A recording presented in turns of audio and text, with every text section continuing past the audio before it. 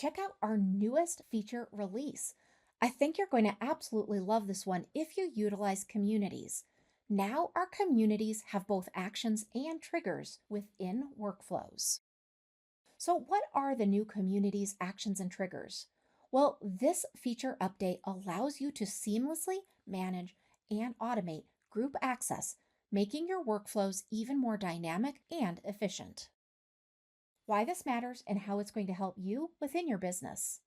With this new feature, you're now going to be able to easily add or remove individuals from those community groups with precision. You'll be able to trigger automations and actions based on group access changes. You'll also be able to create conditional workflows to dynamically respond to group access events.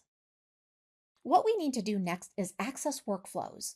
In order to access workflows, you need to find the Automations tab in the left-hand navigation menu. And when the upper navigation opens up, you're going to go ahead and click on Workflows.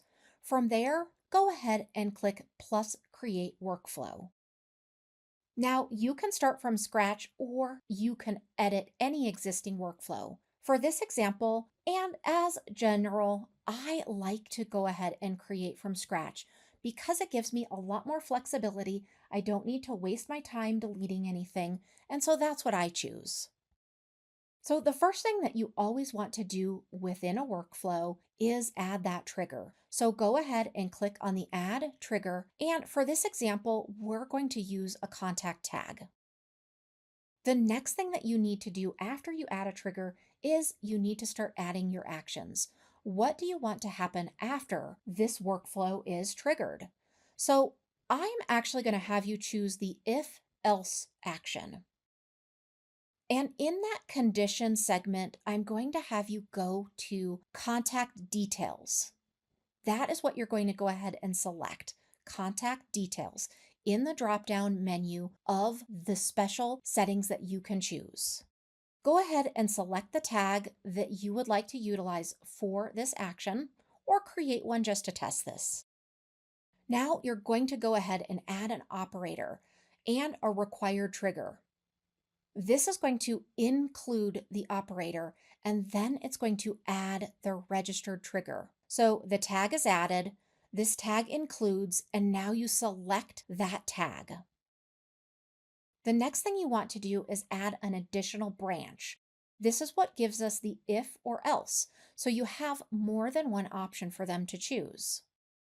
And in this segment, we're going to go ahead and choose tags again. And we're going to say that this tag has been removed. Now, I know it shows includes in the picture, but I want you to choose tag removed. It's another option. Then I'm going to have you add an action.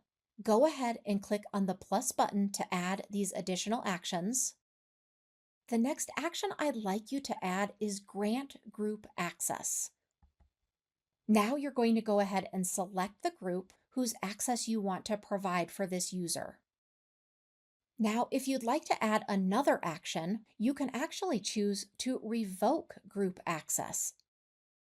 If you're utilizing revoke, go ahead and add the group you'd like to pull back access from.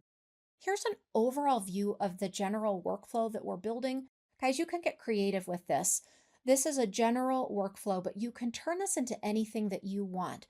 Remember to go ahead and start with the trigger and then utilize actions. You don't even need an if else. This could be based on a purchase. It could be based on filling out a form. It could be based on having the tag added. There's a lot of options that you can utilize with this.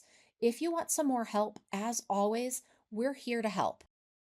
We really hope you enjoy this new feature. Let us know if you need any help at all.